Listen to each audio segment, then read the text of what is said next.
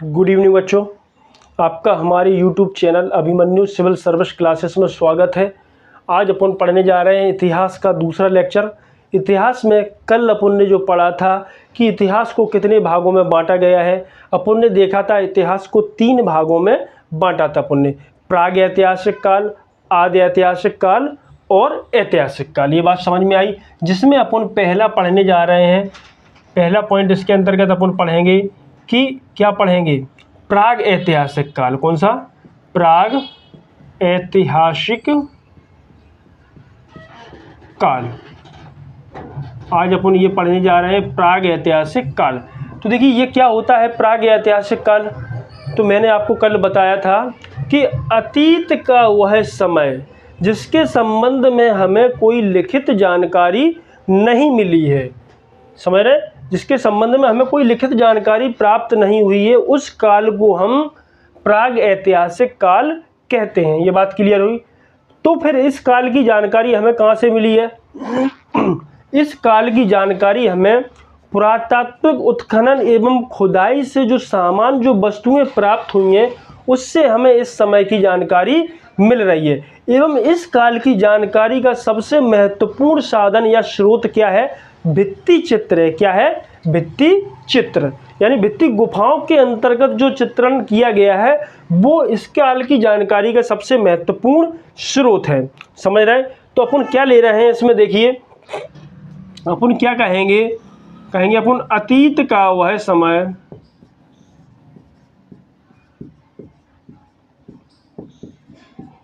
जिसके संबंध में हमें कोई लिखित जानकारी नहीं मिली है।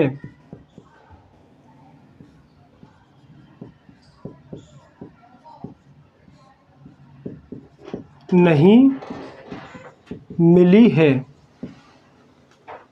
इस काल की जानकारी, इस समय ले लो, ठीक है, इस समय के बारे में, इस समय के बारे में जानकारी के प्रमुख स्रोत उत्खनन एवं खुदाई से प्राप्त सामान है। ये बात क्लियर हुई? क्या है? सामान है। इसके अलावा सबसे महत्वपूर्ण स्रोत क्या है? अपन देख रहे हैं इस काल की जानकारी का सबसे महत्वपूर्ण स्रोत, समझ रहे हैं? महत्वपूर्ण स्रोत क्या है?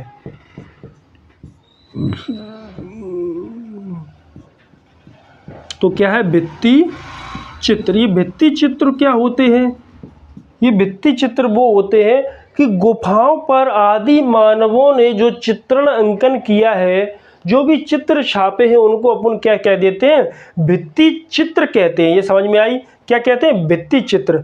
विश्व स्तरीय स्थल अगर देखा जाए कि विश्व स्तरीय स्थल कौन सा है, भित्ति चित्र के बारे में अगर देखें अपन कि विश्व स्तरीय स्थल कौन सा है, तो देखिए विश्व स्तरीय स्थल जो है वो क्या है? भीमबेटका है।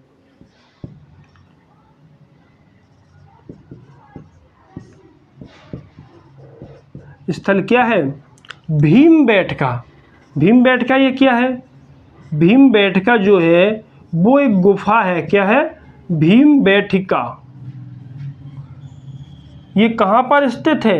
ये रायसेन, भीमबेटका की गुफा ये कहाँ पर स्थित है? ये रायसेन में है। कहाँ पर है? रायसेन में स्थित है। तो देखिए विश्व स्तर पर अगर देखें हम कि इस काल की जानकारी का सबसे महत्वपूर्ण स्रोत क्या है, तो क्या है? भित्ति चित्र, यानी भीमबेटका की गुफाओं में आदि मानवों ने क्या किया? चित्रांकन किया है। क्या किया? चित्रांकन किया है। इसके अलावा अगर बात करें अपन कि भीमबेटका के अलावा क्या है इस काल की जानकारी का सबसे महत्वपूर्ण स्रोत और क्या है, तो देखिए तो देखिए इसके अलावा इस काल की जानकारी कहाँ से मिल रही है। देखिए किस काल की, प्राग ऐतिहासिक काल की जानकारी की अपन बात कर रहे हैं कि इस काल की जानकारी कहाँ से प्राप्त हो रही है। नंबर पहला, विश्व स्तरीय स्थल अपन ने देखा क्या था, भीमबेटका। क्या था, इसको भी ले लेते हैं अपन, बैठिका। ये कहाँ है, रायसेन में। ये चीज़ क्लियर हुई। यहाँ से हमें इस काल की जानकारी मिल रही है। इसके अलावा सोहन घाटी से मिल रही है इस काल की जानकारी, सोहन घाटी। ये सोहन घाटी जो वर्तमान पाकिस्तान में स्थित है, कहाँ पर है, पाकिस्तान। इसके अलावा सिंगरौली घाटी से मिल रही है, किससे मिल रही है, सिंगरौली घाटी से इस काल की जानकारी मिल रही है।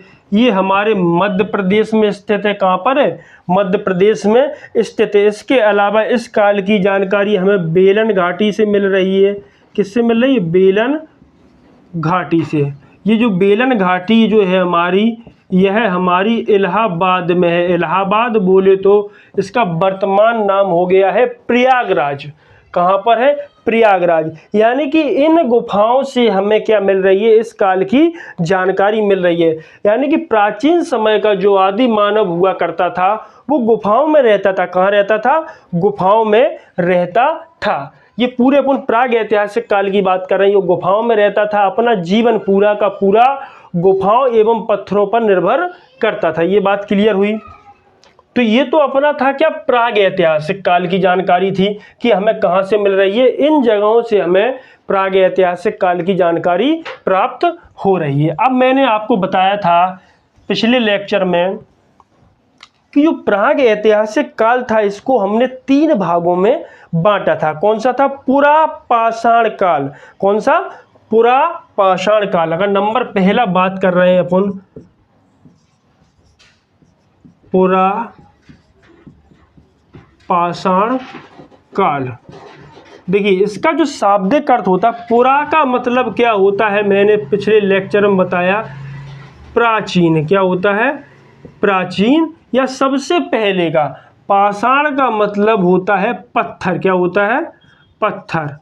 यानी कि सबसे पुराना पत्थर का काल, किसका, पत्थर का काल क्या कहलाता है, पुरा पाषाण काल कहलाता है। ये बात समझ में आई। अब देखिए पुरा पाषाण यह मानव सभ्यता, यानी कि अपन क्या कह रहे हैं, यह मानव सभ्यता के आरंभ का काल था। क्या था, यानी इसी समय से मानव सभ्यता प्रारंभ हुई। इस समय का जो मानव था वो पूरी तरह पत्थरों पर निर्भर था। किस पर था, पूरा जीवन अपना पत्थरों पर निर्भर बिता दिया इसने। क्यों भैया, कैसे, क्योंकि पत्थर के औजारों से शिकार करता था, वो भी सामान्य प्रकार के थे, इतना ज्ञान ही नहीं था। गोल हथौड़े जैसी आकृति के, गोले जैसे आकृति के थे, कैबोल एवं हैंडेक्स थे। तो देखिए कैसे थे, सामान्य, और पत्थरों की गुफाओं में निवास करता था। आग की खोज भी नहीं हुई थी, कच्चा मांस खाता था, कोई फसल भी नहीं उगाता था। यानी कि पूरा का पूरा जीवन पत्थर। रात्रि के समय जंगली जानवर इन्हें खा जाते थे। लेकिन जैसे ही इस काल के अंत में आग की खोज हुई और उन्होंने देखा कि आग से जंगली जानवर दूर भागते हैं, तो इन्होंने क्या किया, आग का उपयोग अपनी सुरक्षा के रूप में किया। गुफा के बाहर रात्रि के समय आग जला देते थे। इससे क्या हो जाता था, जंगली जानवर दूर भागते थे। ये बात क्लियर हुई। और देखिए रात्रि में कच्चा मांस खाते तो जल्दी प्यास लगती थी, बाहर जाते थे पानी पीने, तो रात्रि में जंगली जानवर इन्हें ही खा जाते थे।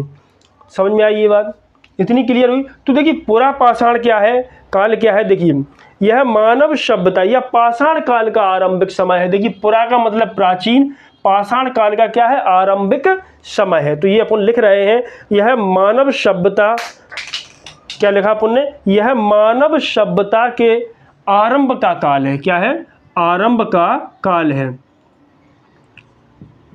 मानव सभ्यता के आरंभ या प्रारंभ, कुछ भी लिख सकते हैं, आरंभ का काल है। ये बात समझ में आई, क्लियर हुई ना।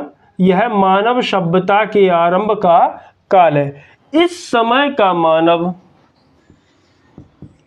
इस समय का मानव पूरी तरह किस पर निर्भर था?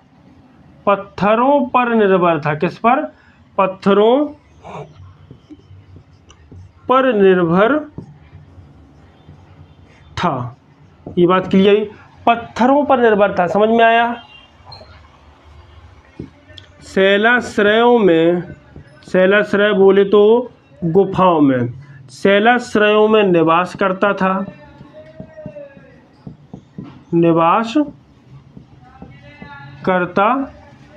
ये बात क्लियर हुई। देखिए, शैलाश्रयों में निवास करता था। इसके अलावा पत्थरों के औजारों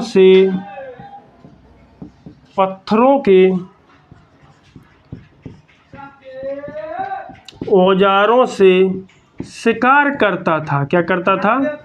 शिकार करता था। ये बात समझ में आई। कच्चा मांस खाता था। कैसा मांस खाता था? कच्चा मांस खाता था। ये बात समझ में आई, कच्चा मांस खाता था। अब देखिए, पत्थर भी सामान्य प्रकृति के थे। कैसे थे? पत्थर भी सामान्य प्रकृति के थे। कैसे? ये पत्थर कैसे थे? पत्थर सामान्य थे। मैंने आपको बताया है अभी, सामान्य प्रकृति के थे। प्रकृति बोले तो पेबुल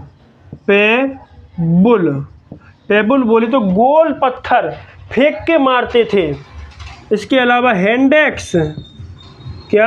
हैंडेक्स, ये भी पत्थर का होता था। हथौड़े जैसी आकृति की होता था। ये कैसा होता था? हथौड़ा बाहर की ओर और इसमें हैंडल लगा रहता था।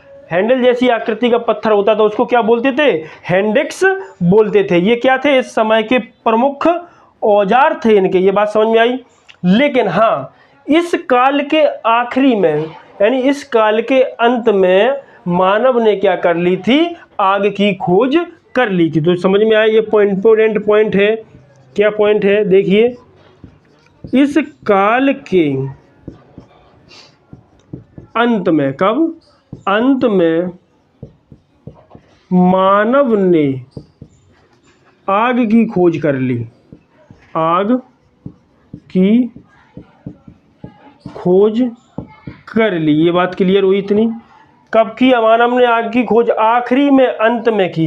ये अपना क्या हुआ? पुरा पाषाण काल समाप्त हो गया। देखिए, प्राग ऐतिहासिक काल को 3 भागों में बांटा था। कितने भागों में बांटा? 3। पहला पुरा पाषाण काल, दूसरा मध्य पाषाण काल। कौन सा? मध्य। तो देखिए, अपन मध्य पाषाण काल पढ़ने जा रहे हैं कि क्या था ये मध्य पाषाण काल। तो हेडिंग लिखिए, मध्य पाषाण काल। कौन सा? मध्य पाषाण काल। तो देखिए, मध्य पाषाण क्या है? देखिए, जैसे जैसे व्यक्ति का विकास होता जाता है, समय गुजरता जाता है, व्यक्ति के अंदर धीरे धीरे ज्ञान की प्रवृत्ति होती जाती है। निरंतर क्या है? व्यक्ति में ज्ञान बढ़ता ही जाता है। उसी प्रकार क्या हुआ? पुरा पाषाण काल में मानव जाति का उदय हुआ। धीरे धीरे करके, सीखते सीखते क्या है? इनमें दिमाग बढ़ गया, बुद्धि बढ़ गई।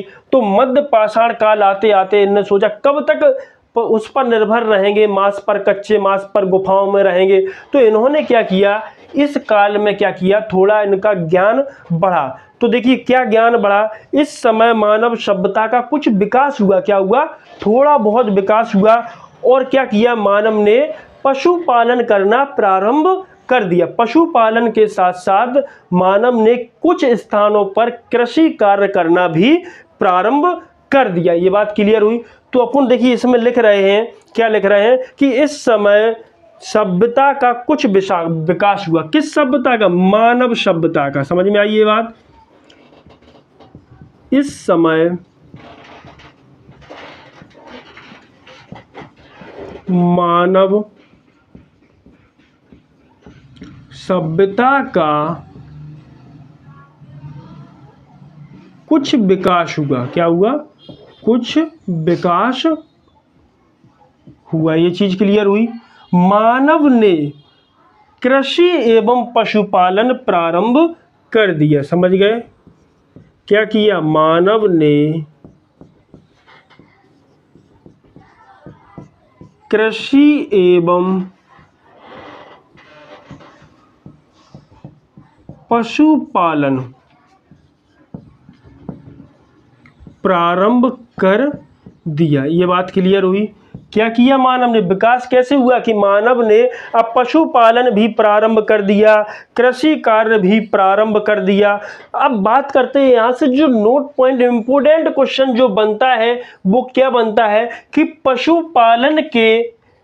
पशुपालन के सबसे पहले जो साक्ष्य मिलते हैं वो कहाँ मिलते हैं? समझ गए कि सब। तो देखिए इंपोर्टेंट पॉइंट क्या है, पशुपालन के सबसे प्राचीन साक्ष्य, पशुपालन के इंपोर्टेंट क्वेश्चन है, सबसे प्राचीन साक्ष्य कहाँ से मिल रहे हैं? नागौर जिले से। कहाँ से? नागौर। ये कहाँ पर स्थित है? राजस्थान में स्थित है। नागौर से प्राप्त हुए। ये बात क्लियर हुई, प्राप्त हुए। अब साक्ष्य क्या मिलता है? अरे भैया अस्थि पंजर मिले हैं। क्या मिले हैं? अस्थि पंजर प्राप्त हुए हैं, हड्डियां प्राप्त हुई हैं।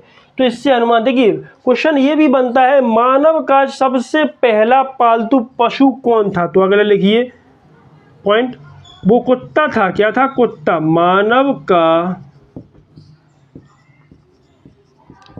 पहला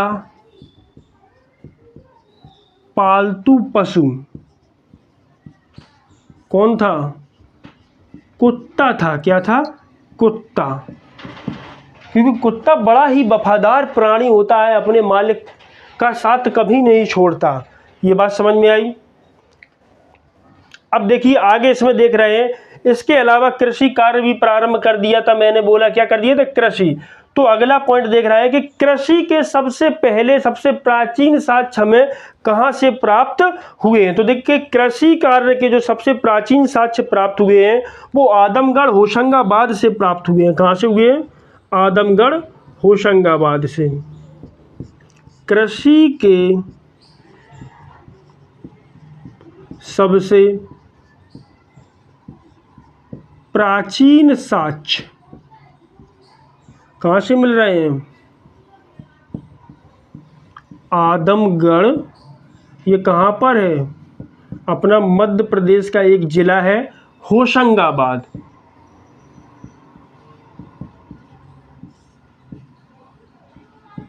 से प्राप्त हुए हैं। ये बात क्लियर हुई। ये बात क्लियर है। देखिए इसके अलावा अपन आगे बात कर रहे हैं। हमने अभी बताया आपको कि इसके अलावा मेहरगढ़ बलूचिस्तान से भी हमें कृषि के साक्ष्य प्राप्त हुए हैं। कहाँ से हुए हैं? मेहरगढ़ से। मेहरगढ़ बलूचिस्तान। ये बलूचिस्तान जो है पाकिस्तान के अंतर्गत स्थित है। यहाँ से हमें क्या मिला है? कृषि के साक्ष्य प्राप्त हुए हैं। किसके? कृषि के साक्ष्य प्राप्त हुए हैं। अब बात करते हैं नेक्स्ट, इसका अगला महत्वपूर्ण पॉइंट की बात कर रहे हैं कि चावल की खेती के जो सबसे प्राचीन साक्ष्य प्राप्त हुए हैं वो कहाँ से मिले हैं? तो देखिए चावल की खेती के प्राचीन साक्ष्य, चावल की खेती के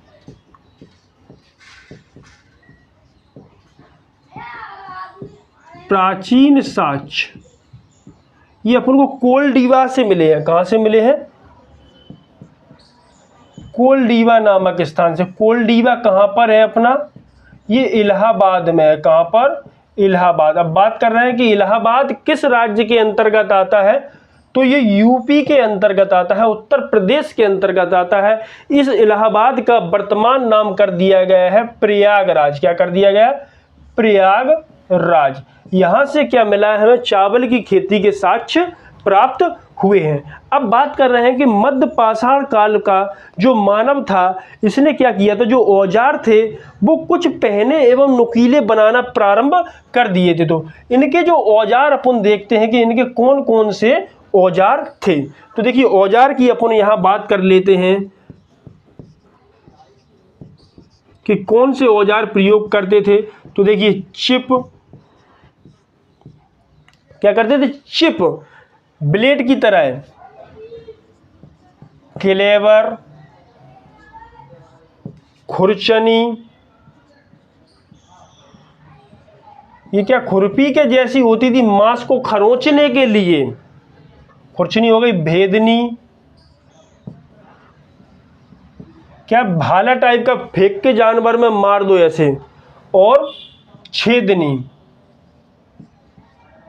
ये क्या थे, मध्य पाषाण काल के मानव के प्रमुख क्या थे, औजार थे। ये बात समझ में आई। ये अपना मध्य पाषाण काल समाप्त हुआ। अब अपन देख रहे हैं प्राग ऐतिहासिक काल का तीसरा बिंदु अपन देखते हैं।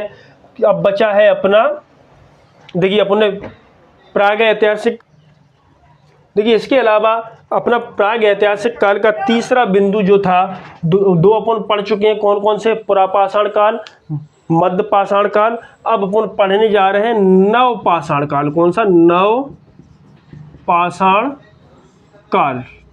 अब देखिए नव पाषाण यानी कि नए युग की खोज हुई, यानी नया युग आ गया। प्राग ऐतिहासिक काल का नया युग। इस काल में होमोसेपियंस जाति का क्या हुआ, उदय हुआ। यानी कि अपन कह सकते हैं कि हम और आप जैसी जाति का क्या हो गया, उदय हो गया। होमोसेपियंस, क्योंकि मानव का जो वैज्ञानिक नाम होता है वो भी क्या है, होमोसेपियंस जाति है। क्या है, इसका उदय हुआ।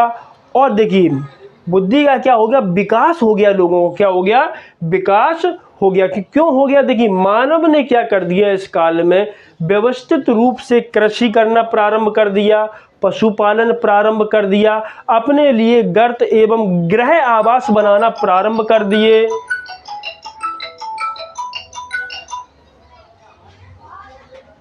क्या कर दिया, अपने लिए गृह आवास बनाना प्रारंभ कर दिए। ये बात क्लियर हुई। तो देखिए अपन देख रहे हैं कि यह काल कौन सा है, इस समय होमोसेपियंस जाति का क्या हुआ, उदय हुआ। अपन क्या कह रहे हैं कि इस समय, कब, नव पाषाण काल में, इस समय होमोसेपियंस जाति का उदय हुआ। ये बात क्लियर हुई। किस जाति का उदय हुआ, होमोसेपियंस जाति का उदय हुआ। तथा मानव ने व्यवस्थित कृषि और अपने लिए गर्त आवास बनाना प्रारंभ कर दिए। तथा मानव ने व्यवस्थित कृषि तथा अपने लिए गर्त आवास बनाना प्रारंभ कर दिए। क्या कर दिए, गर्त आवास, यानी रहने के लिए गर्त आवास बनाना प्रारंभ कर दिए। ये चीज क्लियर हुई। यानी कि क्या किया, मानव ने अपने लिए रहने के लिए घर वगैरह बनाना प्रारंभ कर दिया। इस काल के अंत में देखिए, ये जो नवपाषाण काल था, इस काल के अंत में मानव ने क्या किया, मानव देखिए अंत समय में क्या हुआ, मानव ने तांबे धातु की खोज कर ली। क्या कर ली, तांबा धातु से मानव परिचित हो गया। तो मानव ने तांबा और पत्थर का सम्मिलित रूप से प्रयोग करना प्रारंभ कर दिया, और जो औजार थे वो नुकीले औजार बनाना प्रारंभ कर दिए। समझ रहे हैं मेरी बात। तो अपन कह सकते हैं इस काल के अंत में मानव तांबा धातु से परिचित हो गया। देखिए अगला पॉइंट अपन लिख रहे हैं, इसका महत्वपूर्ण बिंदु, इस काल के अंत में, कब, अंत में, इस काल के अंत में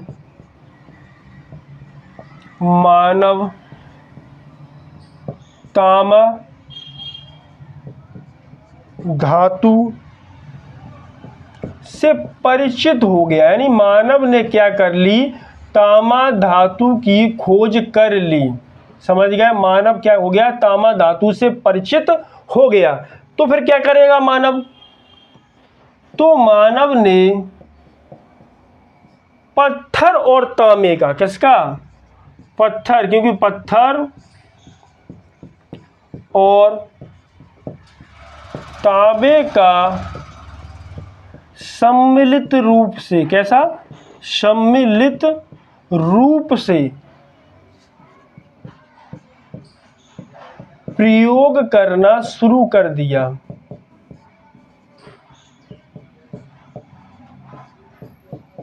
ये चीज इतनी क्लियर हुई। तब देखिए मानव क्या करेगा, संयुक्त रूप से पत्थर एवं तांबे का प्रयोग करेगा, तो जो औजार बनाए जाएंगे वो कैसे बनाए जाएंगे?